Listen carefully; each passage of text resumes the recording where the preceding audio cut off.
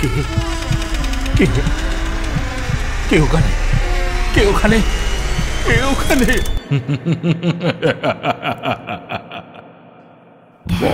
ভুতুরে, যেখানে জীবিত সব চরিত্র।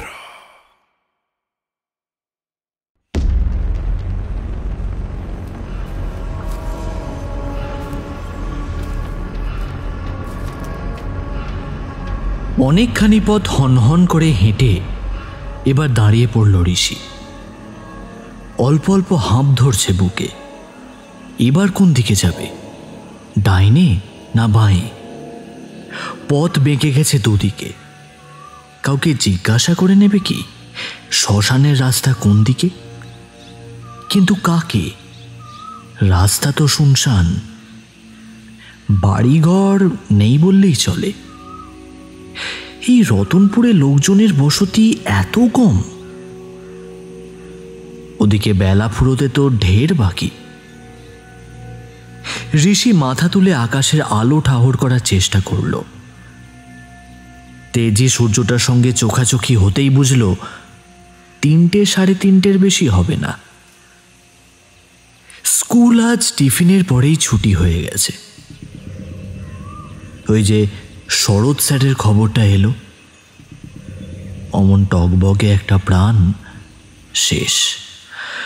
হাহা। প্রতিদিনের মতো আজ সকালেও নাকি মর্নিং ওয়াকে বেরিয়েছিলেন। তারপর বাড়ি ফিরে শরীরে আনচান, অস্বস্তি। কারোকে কিছু বলারও সুযোগ পেলেন না। চলে গেলেন না ফেরার দেশে। খবরটা পাওয়ার পর থেকে কি যে উথাল পাথাল কষ্ট ঋষির বুকে। হঠাৎই যেন স্বজনহারা হয়ে গেল ও। তাই তো ছুটে এসেছে আজ এই শ্মশানে, শরৎ স্যারের পা ছুঁয়ে শেষ প্রণাম জানাতে। আচ্ছা, তাহ কাজ কি শুরু হয়ে গেল শ্মশানে? মনে হতেই ও তাড়াতাড়ি পা চালায়। কিন্তু রাস্তা যে দুভাগ হয়ে গেছে, সঠিক পথ চেনাটাই এখন কঠিন। যদিও ছোট কাকার মুখে মুখে শুনে একটা দিক নির্দেশ করে নিয়েছে। খুব আপত্তি ছিল ছোটকার তার এই শ্মশানে আসার ব্যাপারে, কিন্তু শরৎ স্যারের কথা যখন শুনল তখন আর বাধা দেয়নি। একটা চাপা দীর্ঘশ্বাস ওঠে ঋষির। ওই মানুষটা একাই তো আছে সংসারে, যে একটু আধটু ভালোবাসা দেয় ওকে। ওর বাপ মা নেই। এই পৃথিবীটা তার কাছে মরুভূমি। তবে শরৎ স্যার তাকে অনেক স্নেহ দিয়ে গেছেন। কেন যে এভাবে বিনা নোটিসে চলে গেলেন? দেবতুল্য মানুষ ছিলেন। ছাত্ররা তার কাছে সন্তান। তবে দুর্বল কমজোরি ছেলেপিলেদের ওপর যেন মায়াটা তার এক পোয়া বেশিই থাকত। ঋষিকে যে কি ভালোবাসতেন! ভরাট গলায় থেকে থেকে ডেকে উঠতেন, দেবর্ষি, দেবর্ষি, আয় আয় বাবা, আমার কাছে আয়। ঋষি দুর্বল গলায় বলতো, স্যার, আমি রাজর্ষি রাজর্ষি সেনগুপ্ত। আমি দেবর্ষি নই। উনি দরাজ গলায় হেসে উঠতেন, ওই একই হলো রে, দেবর্ষি আর রাজশ্রী সবই এক। তুই বড়ই ভালো ছেলে রে, একেবারে খাঁটি সোনা। পেছনের বেঞ্চ থেকে এবার গুজগুজ ফুসফুস। রক্তিমের দল হিংসায় জ্বলছে পুড়ছে।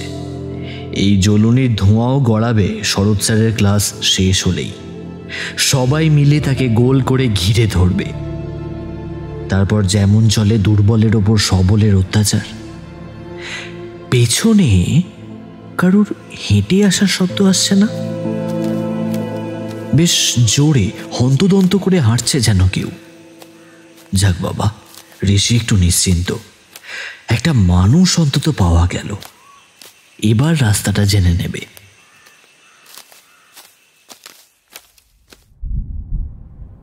তবে ছোটকা কি যেন বলেছিল, যাকে তাকে শ্মশানটা কোথায় বলে হাঁক পারবি না, সাবধান।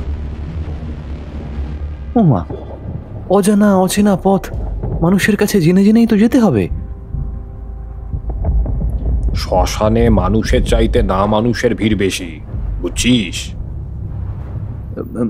মানে তুমি কি বলতে চাইছো ছোটকা? সে এবার চুপ। মানুষটা ওই রকমই, আধা কথা মুখে আধা কথা পেটে। এই জন্যেই ছোটকার সঙ্গে সহসা কথা চালায় না ও। সামান্য বিরতি নেয় ছোটকা। না মানুষ বলতে বোঝাচ্ছি মৃত মানুষের আত্মা। শুনেছি ভেসে বেড়ায় শ্মশানের আশেপাশে। সে কি? বুড়ো আঙুল দিয়ে নাকটা একটু ডলে নেয়। ছোটকার মুখ সিরিয়াস। শোন, আমি তোকে দিক নির্দেশ দিয়ে দিচ্ছি, কারো কাছে জানার দরকার নেই। রতনপুরের পাকা রাস্তা ধরে সিধে হাঁটবি, হাঁটবি তো হাঁটবি, হেঁটেই যাবি। মাইলটাক পথ তো হবেই। হুড়ি বাপরে, এতখানি? পা ব্যথা করবে না?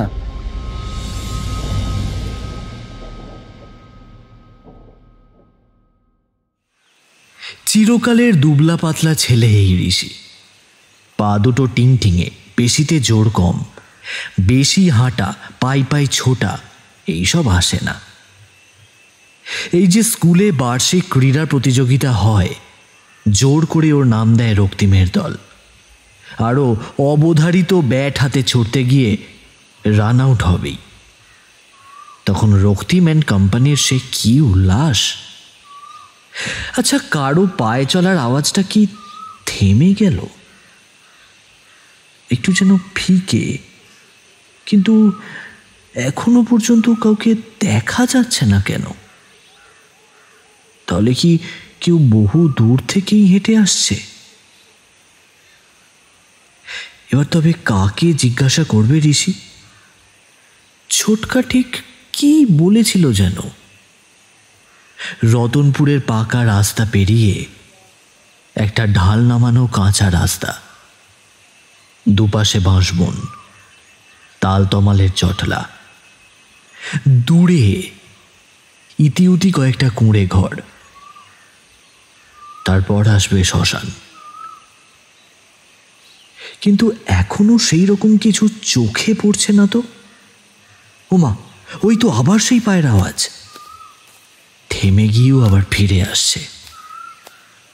ঋষি ঘাড় ফেরায়, কিন্তু পেছনে তো সব ফাঁকা। আশ্চর্য! অথচ স্পষ্ট কারোর পদশব্দ। তোর বাবা, এই আচ্ছা ঝামেলায় পড়া গেছে। এবার ডাইনে বাঁয়ে কোন দিকে যেতে হবে? সব যেন গোলক ধাঁধা। এদিকে সময় চলেই যাচ্ছে। শরৎ স্যারের সঙ্গে কি শেষ দেখাটাও হবে না? এক প্রণম্য মানুষ ওর জীবন পথটাকে নতুন করে যেন এঁকে দিচ্ছিলেন। কিন্তু বেশি কিছু করার আর সময় পেলেন কই। অল্পতেই ফুরিয়ে গেল সব।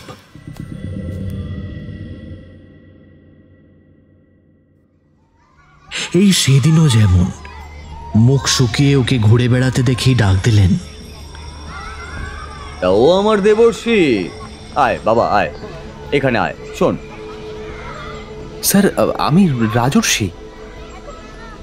স্যার তবু বলেন, আরে না রে না, তুই আমার জন্য দেবর্ষী।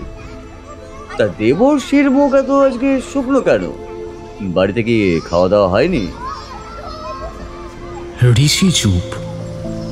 উনি কি বুঝলেন কে জানে। হেসে বললেন, ঠিক আছে ঠিক আছে, আজ ছুটির পর মিষ্টির দোকানে ঢুকে তোতে আর আমাতে চলবে মিষ্টি কম্পিটিশন। গপ গপ করে কটা জল ভরা সন্দেশ খাবো দুজনে মিলে। কিরে, এবার তো একটু হাস, তোর হাসি মুখটা দেখি একবার। আমার সামনে না তুই একদম সর্বহারার মতো মুখ করে ঘুরে বেড়াবি না, বুঝেছিস? করুণ স্বরে হেসেছিল ঋষি। স্যার, আমি তো সর্বহারাই।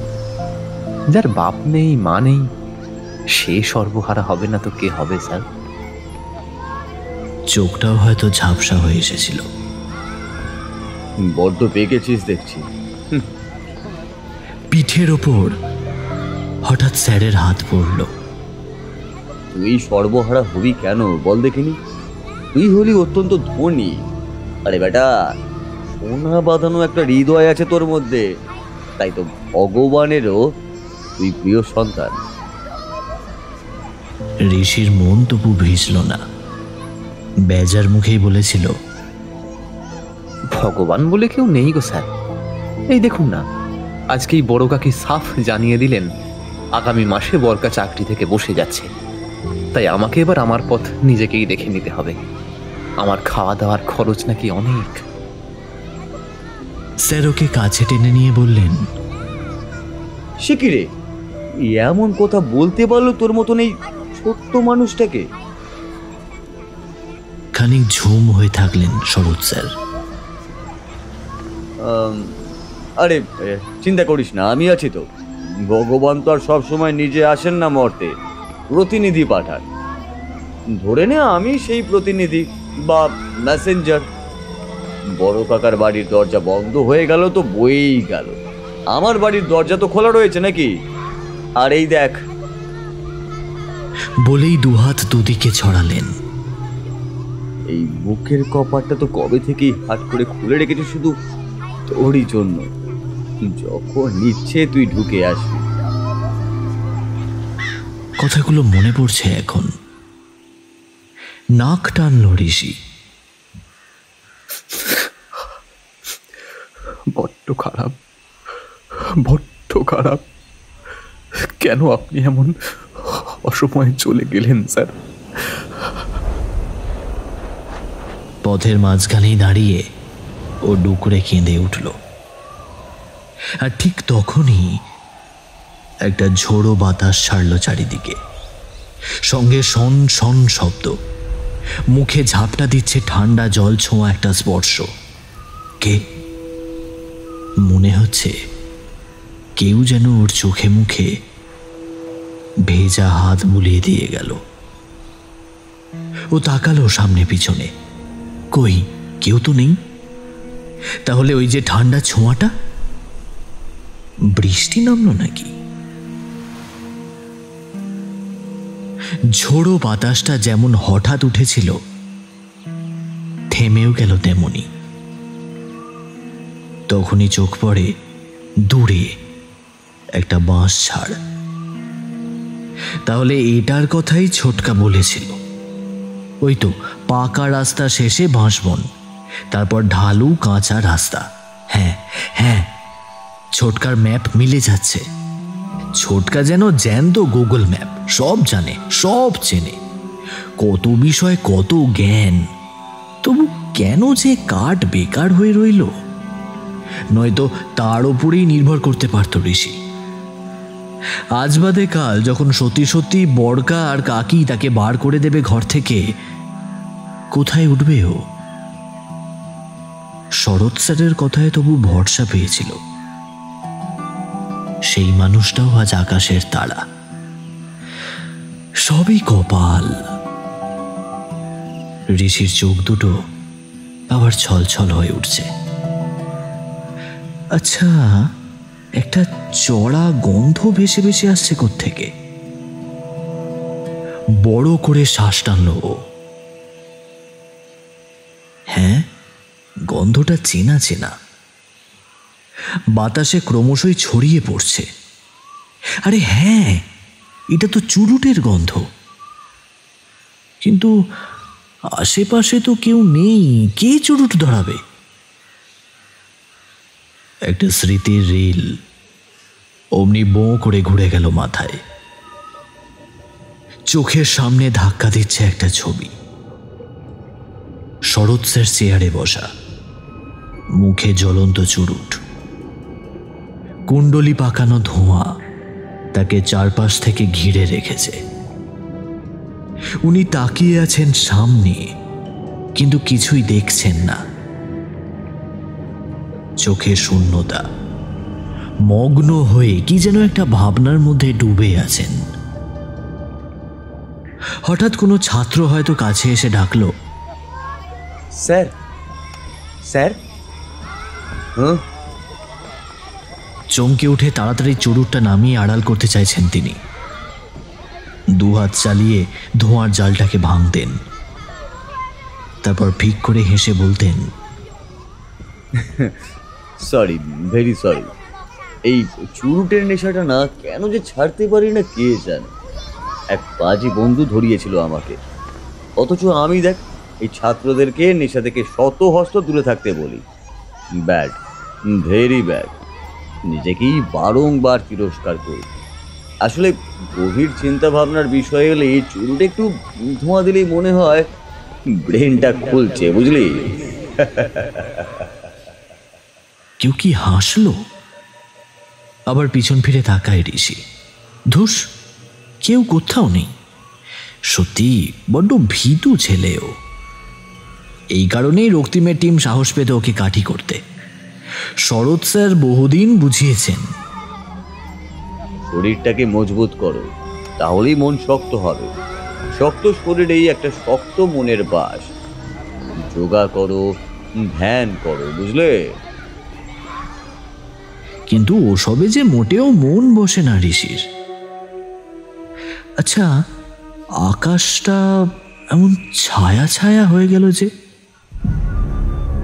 অথচ চৈত্র মাস, বেলা এখন বেড়েছে, সময় 4টের কাছাকাছি নিশ্চয়ই। কিন্তু ওপর দিকে মাথা তুলতেই ও অবাক। জমাট মেঘ। খানিক আগেও তো আকাশের রং নীল আর থোকা থোকা সাদা মেঘে ভরেছিল। ওহ, বড্ড দেরি হয়ে গেল। জায়গা মতো পৌঁছাতে পারলে বাজে, কিন্তু সঠিক রাস্তাটাই তো জানা নেই। ডাইনে না বাঁয়ে শ্মশান পথ? যদি ছোটকাকে একবার ধরা যেত মোবাইলে। দূর, কোথায় পাবে মোবাইল? একটা হাত ঘড়ি পর্যন্ত যার জোটে না। অথচ ও ক্লাস 9। এবার অঙ্ক পরীক্ষার দিন এত অসুবিধা হচ্ছিল। যাক, বেশি ভাবাভাবিতে কাজ নেই। ও ডান দিকে মোড় ঘুরল। উনি পিছনে একটা শীষের আওয়াজ। কে? ঘাড় ফেরাতেই দেখে দূর থেকে আসছে লম্বা চওড়া একটা লোক, হন্তদন্ত করে হাঁটছে। ও, তাহলে এতক্ষণ ধরে এরই পায়ের আওয়াজ পাচ্ছিল। লোকটা একটা আঙুল তুলে কি যেন ইশারা করলো, যেন কিছু বলছে, কিন্তু কি? ঋষি অবাক। কে লোকটা? ওর ভ্যাবলা চাহনি দেখে লোকটা একবার শীষ দিতে দিতে আঙুল তুলে রাস্তার দিকে কি দেখাচ্ছে। অদ্ভুত তো, মুখে ভাষা নেই নাকি? শীষ দিচ্ছে কেন অমন করে? আর ঋষিকে চেনে না, জানে না, কি বলতে চাইছে। আরে ডান দিকে ঢুকছো কেন? লোকটার গলা এবার ভেসে আসে দূর থেকে। বারবার বাঁয়ের রাস্তাটা দেখাচ্ছি তো। মাথা নেড়ে পা বাড়াতে যাবে। ও তাই, বাঁ দিকের রাস্তায় ঢুকবো? আচ্ছা, ধন্যবাদ কাকাবাবু। হঠাৎ মনে খটকা। লোকটা জানলো কেমন করে কোথায় তার গন্তব্য? ও চলতে গিয়েও আবার থেমে যায়। আমতা আমতা করে প্রশ্নটা ছুঁড়েই দিল। আচ্ছা, আপনি কি জানেন আমি কোথায় যেতে চাই? ওমা, গেল কোথায় লোকটা? নেই তো পিছনে। কিন্তু হন্তদন্ত পায়ের আওয়াজটা এখনো কানে বাজছে। আশ্চর্য। কি হলো, হাঁ করে দাঁড়িয়ে আছো যে এখনো? শরতের সঙ্গে দেখা করতে যাচ্ছ তো? তা যাও। লোকটা আবার ভুস করে কোত্থেকে যেন উদয় হয়েছে। প্যান্টের চেন লাগাতে লাগাতে কথাটা বলছে, মানে ওই ঝোপটার ধারে গিয়ে বাথরুম সেরে এলো। বয়স্ক মানুষ চাপতে পারেনি, তবে খুব বেশি বয়স্কও তো লাগছে না। হাঁটার গতি বেশ টকবকে। কিন্তু কি বলছে লোকটা? শরৎ শরৎ করে কার কথা বলছে? তাদের শরৎ স্যার? চেনে নাকি তাদের স্যারকে? আরে বাবা, হ্যাঁ, খুব চিনি। অবাকের পর অবাক হচ্ছে ও। মুখ থেকে কথা খসবার আগেই লোকটা জবাব পাঠাচ্ছে কিভাবে? শোনো, তোমাদের শরৎ স্যার আমার ছোটবেলার বন্ধু। হ্যাঁ, ও শরৎ আর আমি হেমন্ত, ও রোদ্দুর আর আমি ছায়া। মানে কি সব বলছে লোকটা? কি বুঝলে না তো? লোকটা হা হা করে হেসেই চলেছে, গমগমে হাসিটা। কিন্তু সে হাসিতে চারপাশের নিস্তব্ধতা কেমন যেন খান খান করে ভেঙে গেল। তারপর চেঁচিয়ে চেঁচিয়ে বলে, শরৎ হলো আলোর ঋতু, উৎসবের ঋতু, তাই ওকে মাঝে মাঝে রোদ্দুর বলে ডাকতাম। আর ও আমায় বলতো ছায়া, কারণ হেমন্ত হলো উৎসবের শেষ নিভে যাওয়া বাতি। বোঝো ঠেলা, কথার কি মারপ্যাঁচ! ঋষি তাজ্জব হয়ে যাচ্ছে। লোকটা কথা বলতে বলতে হাঁটছে, মুখে চুরুট, তার মানে দুই বন্ধুরই চুরুটের নেশা। কিন্তু লোকটার হাঁটাটা এমন অদ্ভুত কেন? পা ফেলে ফেলে সে সামনে না গিয়ে ক্রমশ যেন পেছনে সরে যাচ্ছে।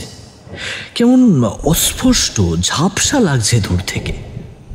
এদিকে ঝোড়ো বাতাসের জোর ক্রমে বাড়ছে। চৈত্রের বিকেল, কালবৈশাখী উঠবে নাকি? সর্বনাশ! যেখানে এসে সে দাঁড়িয়েছে কাছাকাছি তো কোথাও ঘরবাড়িও নেই, একেবারে শুনশান। জানো, আমরা দুই বন্ধু মানে শরৎ আর হেমন্ত কেউ কাউকে না দেখে বেশিক্ষণ থাকতে পারি না। রোজ দেখা করা চাই। ভোরে রোজ ও আমায় ডেকে নিয়ে মর্নিং ওয়াকে বেরোয়। ঋষি আচমকাই বলে ফেলল, কাল থেকে আর বেরোবেন না আমাদের স্যার। আপনার বন্ধু এখন আর এই পৃথিবীতে নেই। বলতে বলতে একটা কান্নাকে প্রাণপণ ও চাপার চেষ্টা করল। বারবার নাক টানছে। আহারে ও খোকা, তুমি তো বড্ড মুষড়ে পড়েছো দেখছি। শরৎ বলতো বটে তোমার কথা, বড্ড নরম মনের ছেলে তুমি। তোমার জন্য ও খুব দুশ্চিন্তা করতো। ঋষি এবার শব্দ করেই কেঁদে উঠল। আর দুশ্চিন্তা? শরৎ স্যার কেন যে নিজের প্রতি একটু যত্ন নিলেন না? এত চুরুট খেতেন যে হাড়ের অবস্থা ভালো ছিল না। ডাক্তার বারবার বারণ করেছিল, নইলে এমন ভাবে আর তিনি চলে যেতেন। লোকটা ক্রমশ সামনে এগিয়ে আসছে। ওহো, কেঁদো না খোকা, কেঁদো না। বলতে বলতে কিন্তু একটা দূরত্ব পর্যন্ত এসেই দাঁড়িয়ে পড়ল।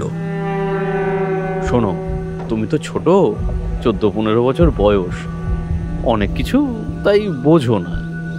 মানুষের জীবন জন্ম মৃত্যু দিয়েই তৈরি হয়। আজীবন কি কেউ বেঁচে থাকতে পারে? চোখ মোছো, শিগগিরই চোখ মোছো। তোমার এমন কান্না দেখলে শরৎ খুব কষ্ট পাবে। সুর টেনে অভিমান দেখালো ঋষি। হ্যাঁ, কষ্ট পাবেন। আমার কষ্ট দেখার জন্য উনি বসে আছেন। তা এতই যদি তার বুকে কষ্ট, তাহলে আর কটা দিন থাকলেন না কেন? হ্যাঁ, আছেই তো শরৎ, দিব্যি আছে। ওই তো আমায় পাঠালো তোমায় নিয়ে যেতে, যাতে তুমি পথ ভুলে এদিক ওদিক হারিয়ে না যাও। চলো চলো, ঝড় বাতল এলো বলে দেরি করে ফেলছো বড্ড। ঋষি হতভম্ব। কি বলছে কি লোকটা? উন্মাদ নাকি? ও বিড়বিড় করলো আপন মনে। আপনি কার কথা বলছেন কাকাবাবু? আমাদের শরৎ স্যার তো আর নেই। আজ সকালেই। হ্যাঁ, আজ সকালে দেখা হয়েছে আমার সঙ্গে। আজ দুজনের প্ল্যান আছে, রাতেও বেরোবো। এসব পাই ওর মাথাতেই মাঝে মাঝে চাপে, বুঝলে। সাইকেল সাঁই চালিয়ে দুই বন্ধু হারিয়ে যাই। শহর পেরিয়ে গ্রাম, গ্রাম পেরিয়ে নদীর ধারে, কতদিন এই রতনপুর, কুসুমপুর, মাইলের পর মাইল ঘুরেছে দুজনে। ঘুমন্ত গ্রামগুলোকে মনে হয় ভুতুড়ে পাড়া। এখানে তো সন্ধ্যা হতে না হতেই লোকের ঘুম। তবু কখনো কখনো টিপটিপ একটা আলো হয়তো চোখে পড়লো, এত সুন্দর লাগে তখন। আজ কথা আছে, দুজনের জায়গায় আমরা তিনজন সঙ্গী হব। শরৎ, হেমন্ত আর তুমি বসন্ত। ছিটকে সরে যেতে চায় ঋষি। আপনি ভুল করছেন কাকাবাবু। আমি বসন্ত নই, আমার নাম রাজর্ষি সেনগুপ্ত। দোষ ওসব ভুলে যাও, তোমার নতুন নামকরণ করেছি আমরা, তুমি বসন্ত, ঠিক আছে? নাও নাও চলো এখন ওদিকে ঢোকো, শরৎ কখন থেকে তোমার জন্য অপেক্ষা করে আছে, এরপর আর একজনের কাছেও যেতে হবে। বলতে বলতে লোকটা আবার শীষ দিতে শুরু করেছে, কিন্তু শীষের ধ্বনিটা এত সামনে থেকে শুনতে পাচ্ছে কিভাবে? হেমন্ত নামের লোকটা তো এখন অনেকখানি দূরে চলে গেছে। এ কি, তার পিঠের ওপর কার নিঃশ্বাস পড়ছে?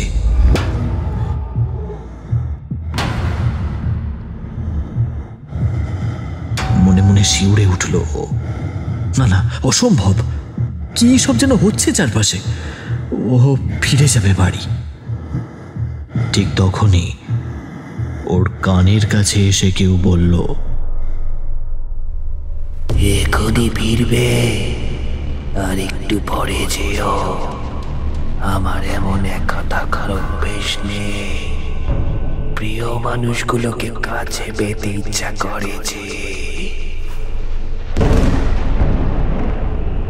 সঙ্গে সঙ্গে একটা বিদ্যুৎ ঝিলিক খেলে গেল আকাশে, সেই সঙ্গে পাল্লা দিয়ে মেঘের গর্জন।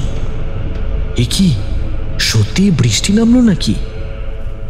কিন্তু ওই বিদ্যুতের ঝিলিকের তীক্ষ্ণ আলোয় ও কি দেখছে? হেমন্ত নামের লোকটার এই কি বিশ্রী মুখ, ভাঙা চোয়াল, কোটরে ঢাকা চোখ, আর আর ঠোঁট দুটো, ভগবান, দুটো ঠোঁটই জোড়া, যেন সেলাই করে দিয়েছে কেউ। কিন্তু এতক্ষণ ধরে যে শীষ দিচ্ছিল, সেটা কিভাবে? শীষটা কি ও দিচ্ছে না? আবার একটা শীষের ধ্বনি, ভীষণ কাছে দাঁড়িয়ে কেউ যেন শীষ দিয়েই চলেছে। কিন্তু কে? আস্তে আস্তে মুখ ফেরালো ও। নিজের বুকের ভেতরের লাবডুব আওয়াজটা স্পষ্ট শুনতে পাচ্ছে। তখনই দেখল ওর কাজ ঘেঁষে দাঁড়িয়ে আছে শরৎ স্যার।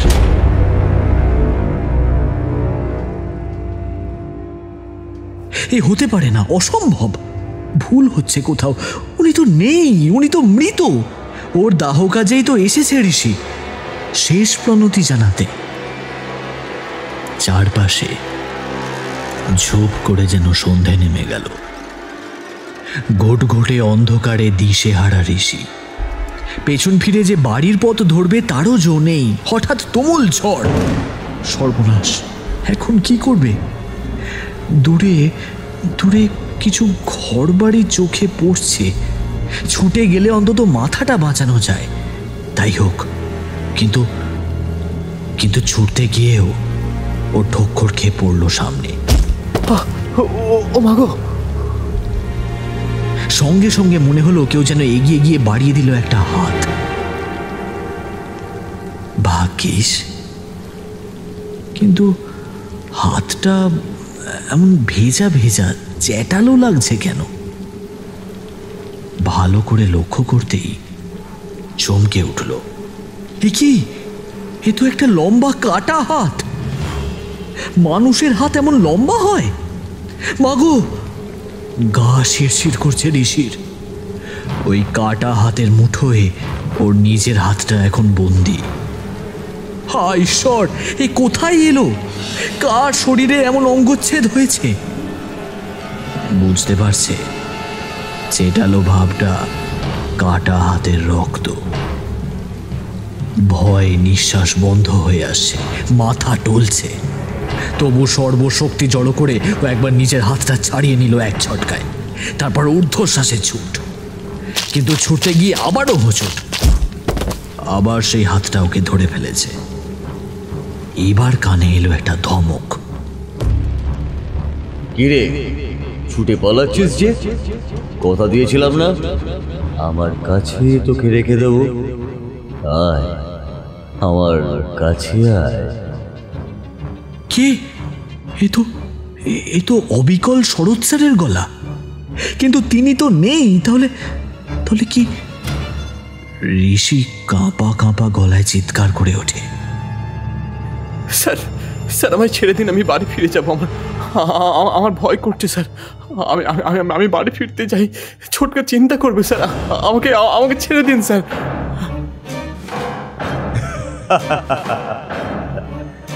ছোটকার জন্য তোর এত ভাবনা যে? ওরে, তোকে আমার মতো কেউই আর ভালোবাসে না রে। তুই চল আমার সঙ্গে, চল, একসঙ্গে থাকবো দুজন। বলেছি না তোকে, আমার বুকের কপাট তোর জন্য খোলা। শরৎ স্যার এবার হিসহিসে গলায় ডাকছে, আয়, এ দেখ, আমি আলো দেখাচ্ছি। এই ঘুটঘুটে অন্ধকারের মধ্যে আবার এক চমক। একটা চুরুটে টিপ টিপ ফুলকি জ্বলে উঠল। কে ধরালো এই চুরুট? কোনো মানুষ তো নেই সামনে, তাহলে অন্ধকারে ভাসছে শুধু ওই আগুনের ফুলকি। ওপর নিচ, ডাইনে বাঁয়ে, সেই সঙ্গে তামাকের উগ্র গন্ধ। কি হলো? এই তো আলো দেখালাম, এবার চল পথ দেখতে দেখতে। আজ তোকে একটা মন্ত্র শিখিয়ে দেব, ওটা জপ করবি। তুই বেটা বড্ড ভীতু ছেলে, দেখবি মন থেকে ভয় একেবারেই পালিয়ে গেছে। রক্তিমা তোর কাছে ঘেঁষতেই পারবে না। আগুনের ফুলকিটা যেন ওর পথ নির্দেশিকা। বাতাসে ভাসতে ভাসতে এগিয়ে যাচ্ছে। তবে ও একটু দাঁড়িয়ে পড়লেই হলো, স্ফুলিঙ্গটা বো বো করে ওকে বৃত্ত করে চারপাশে ঘুরপাক খাবে। এ কি জ্বালা! ঈশ্বর, ঈশ্বর আমাকে বাঁচাও! এইসব কি হচ্ছে আমার সঙ্গে? আমাকে বাঁচাও ঈশ্বর! বিড়বিড় করে চলে ঋষি। লক্ষ্য করে ওই কাটা হাতের মুঠো ওকে ছেড়ে দিয়েছে। হঠাৎ হেমন্ত লোকটার খ্যানখ্যানে গলা বেজে উঠল, এই ছেলে, পা চালাও, পা চালাও, দাঁড়ালে চলবে না। শ্মশান আর বেশি দূরে নেই, ওখানে আরো একজন তোমার অপেক্ষায় কখন থেকে বসে আছে। অমাবস্যা পড়ে গেছে, সে এবার পুজোয় বসবে। শান্ত ছেলেটারও এবার যেন ধৈর্যের বাঁধ ভেঙেছে। কে অপেক্ষা করছে? এবার একটু থেমেই খিচিয়ে বলে ওঠে, আমি শ্মশানে যাব না। লোকটার গলায় রাগ স্পষ্ট। তাহলে পথে এসেছিলে কেন? শরৎ স্যারকে দেখতে। উনি নেই, এই খবরটা আমাকে কষ্ট দিয়েছিল।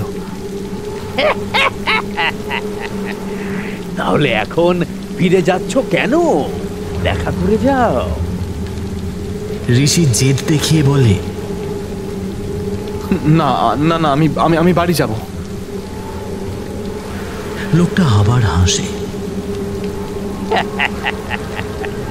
বাড়ি? তোমার বাড়ি হারিয়ে গেছে, তুমি এখন অনিকেত। মানে অনিকেত কেন হব? হেমন্ত বলে লোকটা হ্যাঁ হ্যাঁ করে হাসতে থাকে। অনিকেত মানে তুমি জানো? নিশ্চয়ই জানি। অনিকেত মানে যার কোনো ঠিকানা নেই, কিন্তু আমার তো ঠিকানা আছে। বরকার বাড়িতেই আপাতত আমার ঠিকানা। লোকটা তখনও হাসছে। সে আর কদিন, তোমার কাকি তো জবাব দিয়েই দিয়েছে। ঋষির মুখ ফ্যাকাশে হয়ে এলো। এসব আপনি কি করে জানলেন? শরতের মুখে, ও আমার জিগরি দোস্ত, সব বলে। তোমার তো মাও নেই, বাবাও নেই, আহা বেচারা। আশপাশে তাকিয়ে ঋষি বলে, বেচারার কি আছে? যার কেউ নেই তার ঈশ্বর আছেন। বাপরে, খুব জ্ঞান হয়েছে দেখছি। লেখাপড়া শিখিত জ্ঞান বৃদ্ধির জন্য ক্লাসে সেকেন্ড হই, মন দিয়ে লেখাপড়া করি। আমাকে আপনি ছেড়ে দিন কাকাবাবু, আমি বাড়ি যাব।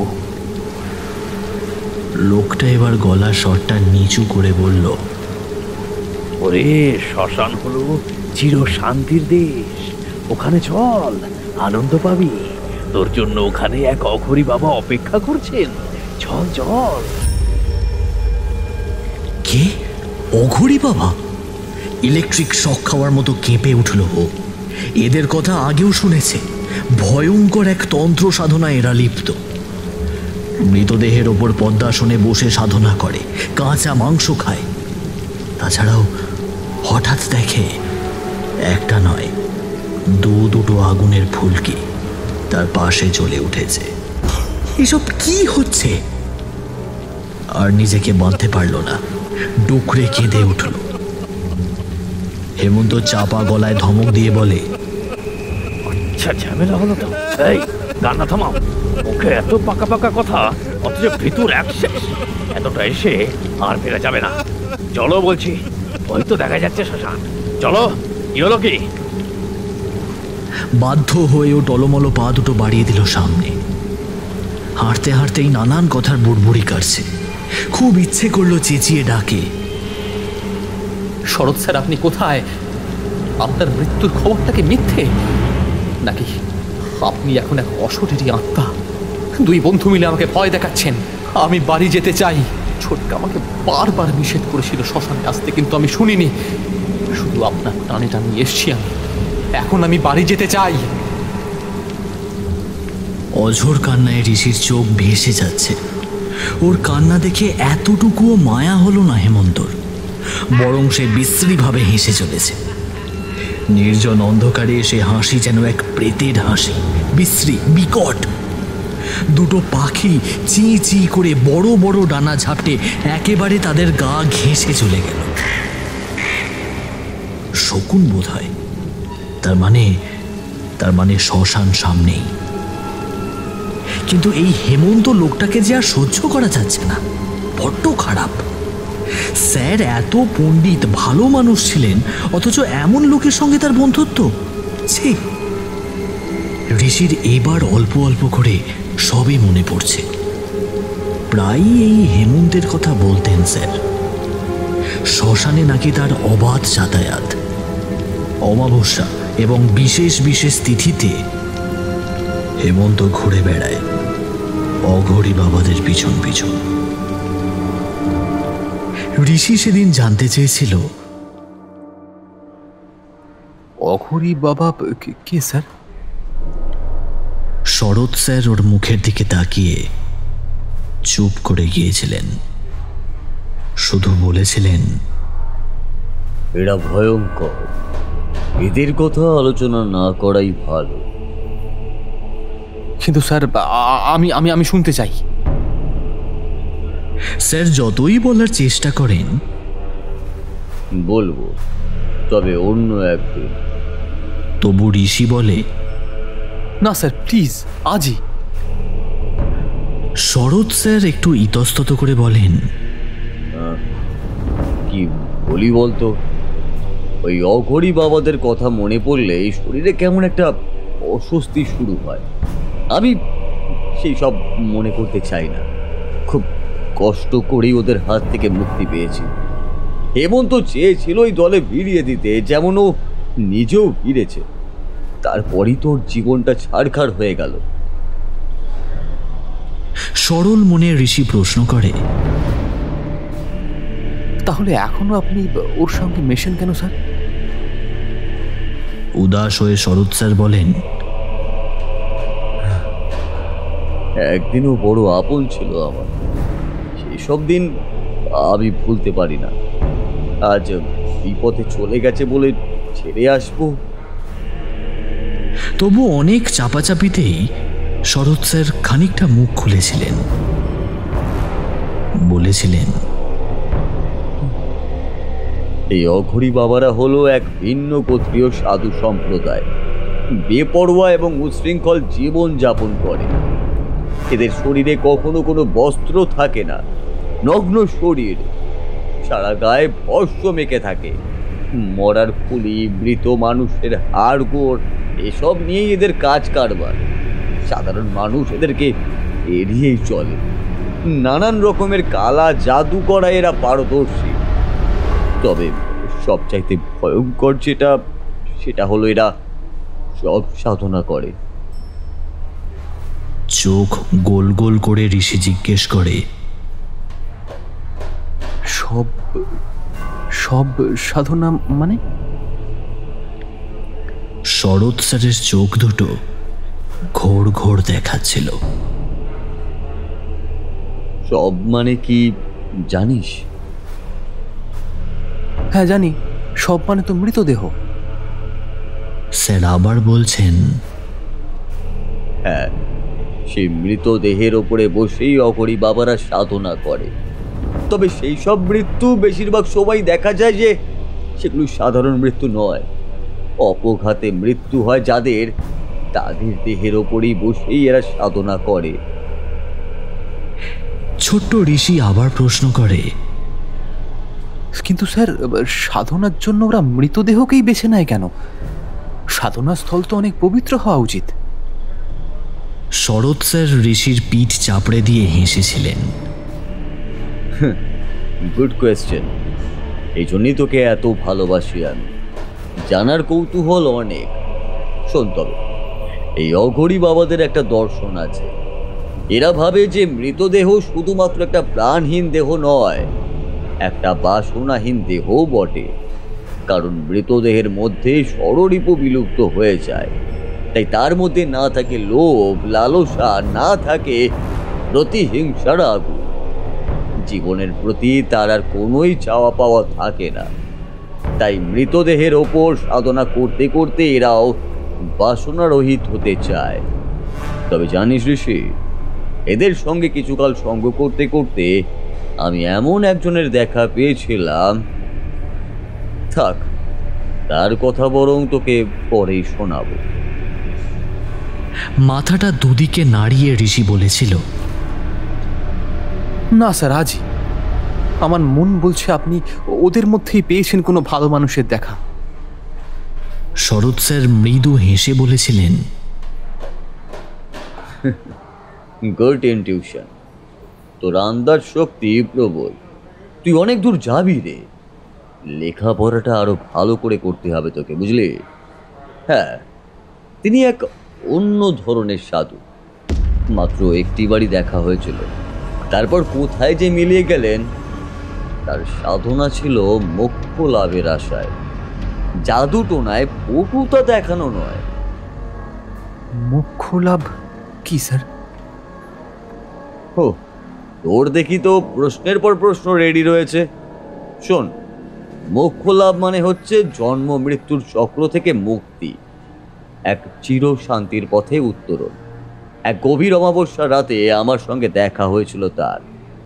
কি জানি কেন ভালো লেগেছিল আমায়, অনেক গল্পও করলেন। তারপর একটা গুপ্ত মন্ত্র শিখিয়ে চলে গেলেন। যাক, আজ অনেক কথা বলে ফেলেছি, এরপর কোনো অন্য দিন না হয় বাকি কথা হবে। কিন্তু সেই অন্য দিন আর আসেনি। শরৎ স্যার চলে গেলেন, কিন্তু এই হেমন্ত লোকটা কি শোনালো ওকে? ঋষিকে কোনো অঘরী বাবার কাছে নিয়ে যাবে কেন? এই বাবাদের সম্বন্ধে সে আরো অনেক কিছু শুনেছে ছোটকার কাছে। এদের নাকি ছোট ছেলেদের প্রতি দুর্বলতা বেশি, নানান রকম মন্ত্র প্রয়োগ করে তাদের নার্ভ নিস্তেজ করে দেয়, তারপর চলে বশীকরণ। তাহলে কি ঋষির প্রতিও অসম্ভব? সে আর কোথাও যাবে না। ছোটকা বারংবার নিষেধ করেছিল, এই শ্মশানেও আজকাল নাকি নানা অঘরী সাধুদের দেখা মিলছে। সচরাচর কাশীর মণিকর্ণিকা ঘাটে এরা সংখ্যায় প্রচুর, আর উজ্জয়িনী শিপ্রা নদীর পাশে যে শ্মশান ঘাট, সেটাকে বলা হয় অঘরীদের সাধন মার্গ। কিন্তু এবার এদের কবল থেকে মুক্তির উপায় কি? ছোটকার মুখেই ও শুনেছিল মৃত্যুর পর নাকি মৃত আত্মারা তাদের প্রিয় মানুষগুলোর আশেপাশে ঘুরে বেড়ায়, ওদের সঙ্গ ছাড়তে পারে না। তাই কি শরৎ স্যার এখন ওকে নিজের কাছে ডেকে নিতে চাইছেন? হঠাৎ ও দেখে আগুনের ফুলকির মধ্যে একটা নিভে গেল। কি ব্যাপার? অন্যটা জ্বলছে, তবে টিমটিম করে, নিস্তেজ আলো। দাঁড়িয়ে পড়ল ঋষি, কোকিয়ে বলে, আর কত দূর যেতে হবে স্যার?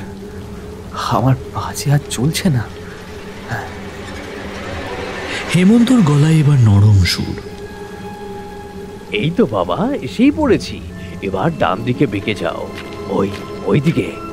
আহা, সোজা হাঁটছো কেন? বলছি যে বাঁ দিকে যাও। বাঁ দিক? এই টিমটিমে ফুলকিতে ও দেখতে পাচ্ছে সামনে টলটলে এক পুকুর। ওই পুকুরের দিকে ও যাবে কেন? প্রশ্নটা শুনেই হেমন্তর থমথমে গলা শোনা যায়। ওফ, বড্ড প্রশ্ন তোমার। ওই পুকুরে নেমে একটা ডুব দিয়ে আসতে হবে। আচ্ছা, কেন এই ভর সন্ধ্যায় আমি পুকুরে নামবো? আমি তো সাঁতারও জানি না। লোকটা আবারও হেসে ওর কাঁধে হাত রেখে ভরসা দিল। তাতে কি, আমি থাকবো তো তোমার সঙ্গে সঙ্গে। কিছু হলে বাঁচিয়ে নিয়ে আসবো। এই ঘোর বিপদেও হাসি পেল ঋষির। এই শয়তান লোকটা তাকে বাঁচাবে? অসম্ভব। কোনো কুমতলবে ওকে পুকুরে নামাতে চাইছে। লোকটার কণ্ঠস্বর একটু গম্ভীর হলো। শোনো খোকা, শ্মশানে ঢোকার আগে নিজেকে তোমার একটু শুদ্ধ করে নিতে হবে। ঋষি আরো বিরক্ত হয়ে বলল, কেন? আমি কি অশুদ্ধ নাকি? বড্ড পেয়ারা ছেলে তো। বললাম না, আজ একটা পুজো হবে তোমায় আসনে বসিয়ে। এক অঘরী বাবা তোমার জন্য অপেক্ষা করছে। আবারও হিম হয়ে গেল ওর সারা শরীর।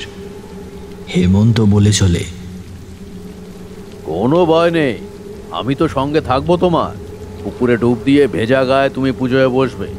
দেখবে তুমি আজকের পর এক নতুন মানুষ হয়ে উঠবে। এই যে তোমার মধ্যে এত ভয় ভীতি সব কেটে যাবে। ওই রক্তিম না কারা যেন তোমাকে সবসময় উত্তক্ত করছে, এবার সবাই তোমার কাছে পদ হবে। হ্যাঁ। ঋষি অবাক চোখে হেমন্তকে প্রশ্ন করে, বোধ হবে মানে? আরে ধুর বাবা, একে প্রতিটা কথা বুঝিয়ে বলতে হয়। শোনো, এবার তুমি ওদের রক্ত দিয়ে হোলি খেলবে, বুঝছে? ছি কাকাবাবু, ওরা আমার বন্ধু। ওদের দুষ্টুমি আমি মনে রাখি না। আর হোলি একটা রঙের উৎসব, ভালোবাসার উৎসব, প্রীতির উৎসব। আবির মেখে সেই রঙের উৎসব পালন করা হয়। আর আপনি আমাকে বলছেন রক্ত দিয়ে হোলি খেলবো?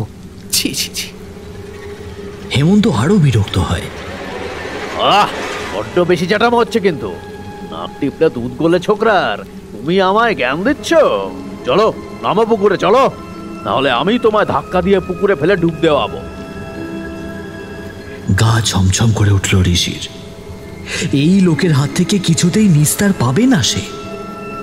ঠিক আছে, ঈশ্বরের যখন ইচ্ছে তখন তাই হোক। শরৎ স্যার তাকে কাছে টেনে নিতে চাইছেন, তবু মনে মনে অভিমানটা সরে না। ঋষি বিড়বিড় করে বলে, আমি কিন্তু আপনাকে আমার মৃত বাবার জায়গাটায় দিয়েছিলাম স্যার। আজ আপনার সামনেই আমার বলি হবে। কারণটা আমি বুঝতে পারছি, আপনি আমার সাথে সাথেই আছেন। হঠাৎ কোত্থেকে একটা চাপা গলা বেজে উঠল। হেমন্ত, ওকে ছেড়ে দে। ওকে পুকুরে নামাস না, ও সাঁতার জানে না। ওই পুকুরে ঘাট বাঁধানোও নেই, ও পড়ে যাবে। ওকে ওকে চলে যেতে দে। কয়েক মুহূর্ত নৈশব্দ, তারপর আবার হেমন্তর সেই বিকট হাসি। কখনো না, ও আমার শিকার। অনেক কষ্টে ওকে এত দূরে এনে ফেলেছি। তুই বাধা দিস না শরৎ, বাধা দিস না। শরৎ স্যারের কথা আবারও শোনা যায়। যা বলছি শোন, ঋষিকে ছেড়ে দে। ও আমার প্রিয় ছাত্র। ছাত্রদের আমি সন্তান তুল্য মনে করতাম। ওকে ছেড়ে দে বলছি, ছেড়ে দে। বললাম তো, পুকুরে ওকে ডুব দিতেই হবে। কোনো ভয় নেই, আমি ওকে রক্ষা করব। আমি। শরৎ স্যারের হাসি কানে এলো। তুই তো নিজেকেই রক্ষা করতে পারছিস না। তুই তো মরণ যজ্ঞে নেমেছিস। আমাকেও টেনে নিয়েছিলি এই যজ্ঞে। ভালো কথা বলছি শোন, ছেলেটাকে ছেড়ে দে। দেবর্ষি, তুমি বাড়ি যাও। কিন্তু যাও বললেই কি যাওয়া যায়? ভয় ঠকঠক করে কাঁপছে তখন ঋষি। পা দুটো যেন মাটির সঙ্গে গেঁথে গেছে। কথা বলতে গিয়ে দেখল জিভও আড়ষ্ট। শরৎ স্যারের অকৃত্রিম স্নেহমেদুর কণ্ঠে গম্ভীর সাবধানবাণী শোনা গেল। আমি তোমাকে এখান থেকে চলে যেতে বলছি না, যাও এখান থেকে। কাছাকাছি কোথাও একটা বজ্রপাত হলো। কঠিন স্বরে শরৎ স্যার বলে উঠলেন, হেমন্তর পথ ছাড়। না, ছাড়বো না। বললাম তো, ওকে আমি অনেক কষ্টে জোগাড় করেছি। ও গরিব বাবা বসে আছেন পুজো শুরু করবেন বলে। এই ছেলে, তুমি ধীরে ধীরে এগিয়ে যাও পুকুরের দিকে। আমি তোমার হাত ধরে থাকবো, কোনো ভয় নেই। দেখবে এক ডুবেই তোমার শরীর শীতল হয়ে যাচ্ছে, চোখে ঘুম নামবে। শরৎ স্যার আবারও বললেন, হেমন্ত, ছাড় ওকে। না, ছাড়বো না। হেমন্ত, আমার অনুরোধটা রাখ। একটা নিষ্পাপ ছেলে তাজা ফুলের মতোই সুন্দর, ওর মধ্যে অনেক সম্ভাবনা রয়েছে, ও অনেক বড় হবে। এভাবে তুই ওকে শেষ করিস না। তুই পুকুরে নামলেই ওর মৃত্যু হবে। তুই সেই ক্ষণটারই অপেক্ষায় আছিস। তারপর ওর মৃতদেহ তুলে নিয়ে যাবি ওই বাবার কাছে। হ্যাঁ, যাবো যাবো। আমার কাজ আমায় করতে দে শরৎ। ওকে পৌঁছে দিতে না পারলে আমার মুক্তি নেই। ওই বাবা আমায় মুক্তি দিচ্ছে না। ওরা আরেকটা আধার চায়, একটা ফুটফুটে তাজা প্রাণ। এই ঋষিকে পেলেই বাবা আমায় ছেড়ে দেবে। হ্যাঁ, আবার আমার মৃত্যু হয়েছে সেই কবে। এখনো আমার সত্তাকে সে আটকে রেখেছে। এবার আমি মুক্তি চাই, মুক্তি। এই যন্ত্রণা আর সহ্য করা যায় না। ঋষি, ঋষি, তুমি পুকুরের দিকে হেঁটে যাও, যাও যাও। শোন হেমন্ত, আমার একটা প্রস্তাব আছে। এই ছেলেটাকে তুই ছেড়ে দে, ওর বদলে আমাকে তুই জমা করে দে বাবার কাছে। ওই দেখ, খাটিয়ায় এখনো আমার সব দেহ পড়ে আছে, আশেপাশে আর কেউই নেই। ঝড়ে সবাই এদিক ওদিকে ছিটকে গেছে। আমাকে নিয়ে জমা করে দে তোর অঘরি বাবার কাছে। আমাকেই দিয়ে বলছি, এই ছেলেটাকে তুই মুক্তি দে। হাসছে হেমন্ত। হাসতে হাসতেই বলল, না বন্ধু, না, দুঃখিত। তোর কথা রাখতে পারলাম না। এই ঋষি, চলো পাটি বেটে সাবধান। পুকুর ঘাটে বড্ড শ্যাওলা, পা পিছলে পড়ে যেও না যেন, তাহলে কিন্তু গভীর জলে তলিয়ে যাবে। হঠাৎই একটা বিদ্যুৎ চমকালো, ফালা ফালা করে দিল আকাশটাকে। ঋষি চোখ ঢেকে ফেলল। ও কি আলো! কিন্তু একটু পরেই ভুল ভাঙে। এ কি? কোথায় বিদ্যুৎ ঝিলিক? কর্পূর জ্বলছে। শরৎ স্যার দাঁড়িয়ে আছেন ওই পুকুর পাড়ে, পরনে টকটকে লাল কাপড়, ঠিক যেন এক তান্ত্রিক সাধু। অনেকগুলো কাঠ এক জায়গায় জড়ো করা, তার মধ্যে একের পর এক জ্বলন্ত কর্পূর ছুঁড়ে ছুঁড়ে দিচ্ছেন আর উদাত্ত কণ্ঠে মন্ত্র পড়ছেন। ঋষি হতবাক, এসব কি? হঠাৎ মন্ত্রের মাঝখানেই স্যার থামলেন। ঋষি, আমি তো দেহে বন্ধনী এঁকে দিয়েছি, যা পালা।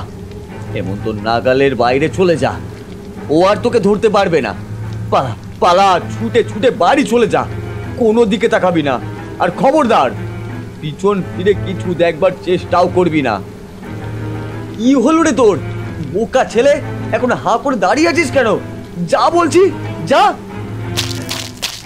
কিংকর্তব্য বিমূঢ় হয়ে তবু কয়েক মুহূর্ত দাঁড়িয়েই রইল ও। তারপর ছুট ছুট, আর কিচ্ছু মনে নেই ও।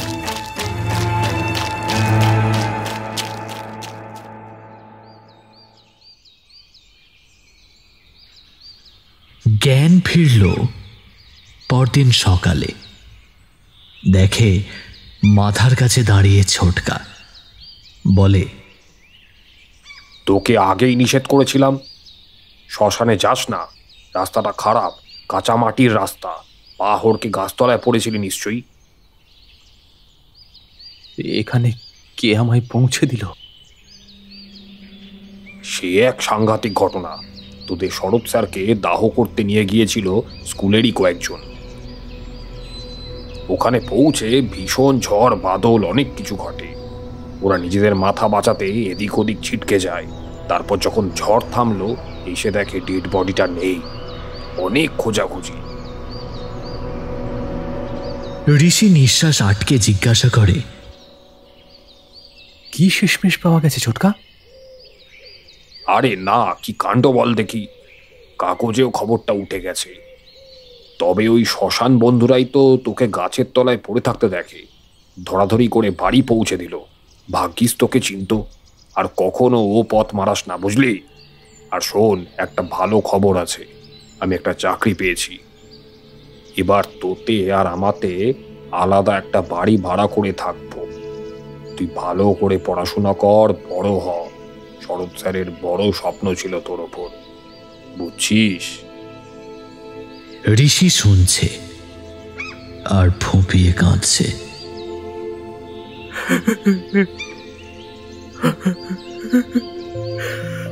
আমি আপনার স্বপ্ন সফল করবই স্যার। লেখাপড়া শিখে অনেক বড় হব, মনে রাখবো আজীবন আমাকে মুক্তি দিতে গিয়ে আপনি কিভাবে নিজে আত্মদান করলেন ওই অঘরী বাবার কাছে।